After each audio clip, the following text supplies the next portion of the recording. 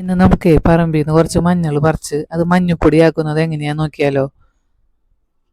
അപ്പം ഞാൻ പറമ്പിൽ നിന്ന് ഒരു 4.5 കിലോളം മഞ്ഞൾ പറിച്ചെടുത്തിട്ടുണ്ട് കേട്ടോ.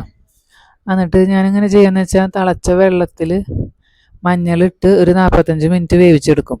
പല മോഡലിൽ ചെയ്യാം. കുറച്ച് വെള്ളം ഒഴിച്ച് അതിൻ്റെ മുകളിൽ മഞ്ഞളിട്ട് അങ്ങനെ വേവിച്ചെടുക്കാം. സ്റ്റീം ചെയ്യണ മോഡലിൽ വെള്ളം ഒഴിച്ച് അതിൻ്റെ മുകളിൽ തട്ട് വെച്ച് സ്റ്റീം ചെയ്യണ മോഡലിലും ചെയ്യട്ടെ. ഞാനിവിടെ കുറച്ച് ചൂടായി കഴിയുമ്പോൾ എനിക്ക് മഞ്ഞളിട്ട് 45 മിനിറ്റ് വേവിച്ചെടുത്താണ് ചെയ്യുക. അത് കഴിഞ്ഞിട്ടൊരു 5-6 ദിവസം നല്ല വെയിൽ കൊള്ളിച്ച് ഉണക്കിയെടുക്കും.